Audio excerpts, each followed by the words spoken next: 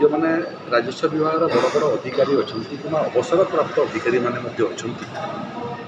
संगे परामर्श करुचु विस्थापित अंचल जो मैंने जनप्रतिनिधि अच्छा सागर आलोचना कर संभवतः नुआ आरएनआर पॉलिसी ओडिशा चलित वर्ष विधानसभा अधिवेशन समय देखिए।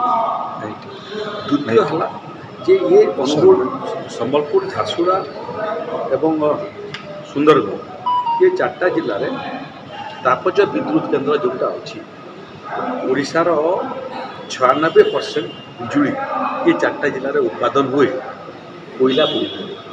कोयला पोड़ा फल जो स्वाभाविक तापमान अच्छे तापमान माने वृद्धि पाँच आज झारसुगुड़ार तापमान सब अधिक एथपाई झारसुगुड़ा एनटीपीसी ओपीजीसी वेदांत भूषण जिंदल एवं एनएलसी गोटे पर गोटे कंपानी एवं हजार हजार मेगावाटर बिजुली उत्पादन करने कोयला पोड़ा फल आजिकल झारसुगुड़ार तापमान वृद्धि पाई अनुगुल से अवस्था संबलपुर से अवस्था झारसुगुड़ा से अवस्था सुंदरगढ़ से अवस्था ताकू रोकवाई एवं कोयला पोड़ा बेलू जो पाउंश बाहर पाउंश को सठिक मैनेजमेंट करने एपट सेपट न पकड़ापी लोकंर पर्यावरण को सुरक्षा करने लोकंर जीवन को सुरक्षा करने जो एसओपी प्रस्तुत करते से एसओपी को कड़ाकड़ी लागू करने आज विभिन्न जिलापाल मान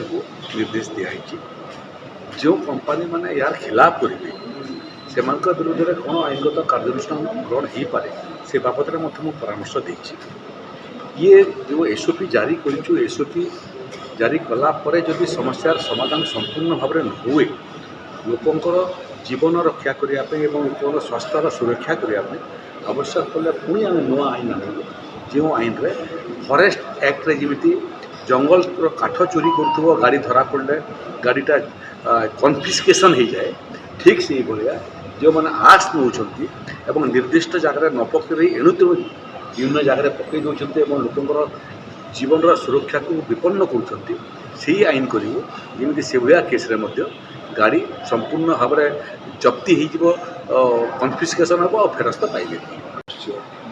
सोशल मीडिया रे घूरी बुलूँ जो समय मुझे देखली एत व्यथित हेली और कौन काम मोर रुचि रहा ना संवेदनशीलता अभाव चरम उदाहरण यहाँ गोटे लोक गरीब लोक मत लगुच गोटे घटना था दाना माझीर घटना जे आदिवासी लोक निजर स्थिर शवटा को एम्बुलेंस नबा कांधरे बुईक नेला घर पर्यंत 14 किलोमीटर से घटना पर ये घटना मत बहुत विचलित कर बाबद विभाग अधिकारी मान सागर सरकार साथ कथबार्ता तार पैसा तो से फेरी पाइलानी कि से नुह कंकालटा बाहर करके नेवाई पड़ा केते कष्ट लगी केते जंत्रणा हो जो अधिकारी माने एभलिया अमानवीय व्यवहार कले विरुद्ध में दृष्टान्तमूलक कार्यानुष्ठान ग्रहण करने आवश्यकता अच्छी जिलापाल सागर बाबद मोर कथबार्ता है राज्यर अधिकारी मान कथबार्ता है जो ऑफिसर एभलिया व्यवहार कला मत लगुच तार कार्य रही कौन नैतिक अधिकार नहीं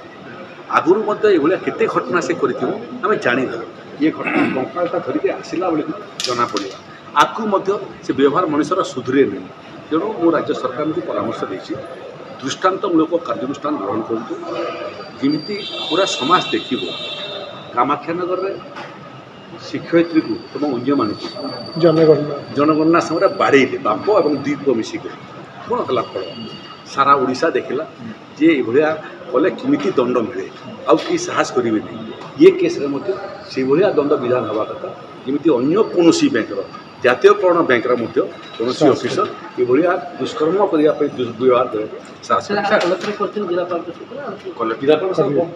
जिलापाल हस्तक्षेप कर पैसा तार पाई सारे 24,000 टंका के पाइबार पाई सारे कि कार्यानुष्ठानटा विभाग नहीं था विभाग बाबद में कलेक्टर रिपोर्ट पठेबे थोड़े रिपोर्ट आसला तार विरुद्ध में कार्यानुष्ठान हम आईनगत कार्यानुष्ठान हम ये केस तो दंड पाइबा छड़ा अन्य फसबार बाट जिला जोशनापड़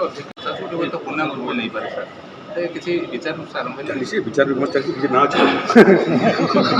विचार विमर्श चली बोधे संभवतः आसंता मास प्रथम सप्ताह भितर ଏ ଭିତରେ ବାହାରିଯିବ।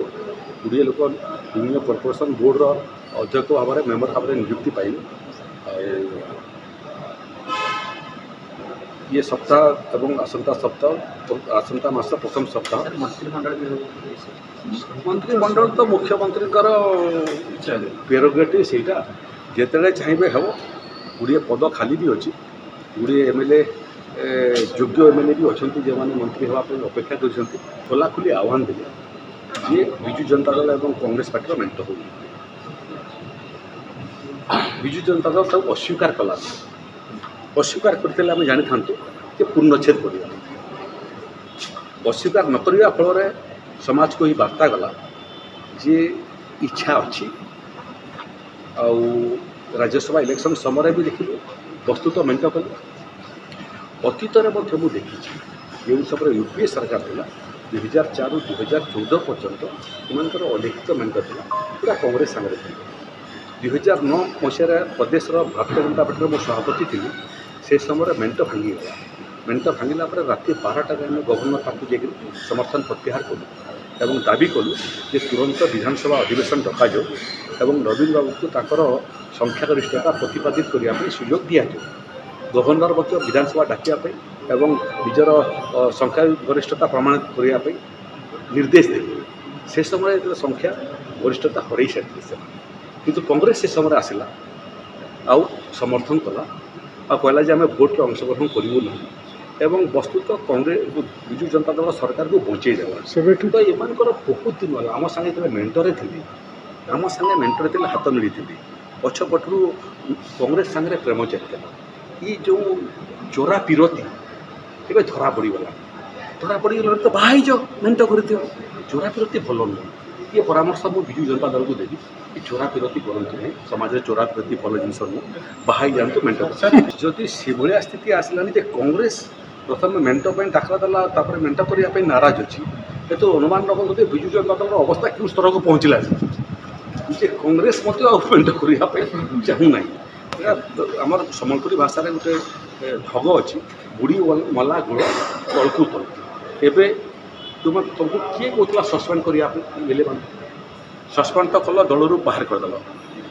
ଆଉ ଦଳରୁ ବାହାର କଲା ପରେ ଏବେ ହୁଇପ୍ କାହିଁକି ଲାଗୁ ହେବ? ଏବେ ପୁଣି କହୁଛନ୍ତି ଅଯୋଗ୍ୟ ଘୋଷଣା କରିବା ପାଇଁ ପରେ ପିଟିସନ୍ ଦେଇଛନ୍ତି। ମୋତେ ଲାଗୁଛି 24 ବର୍ଷ ପଢ଼ିବାର ଆବଶ୍ୟକ ପଡ଼ିଲାନି। ଚାଲିଗଲା ସୁରୁଖୁରୁରେ ସରକାର।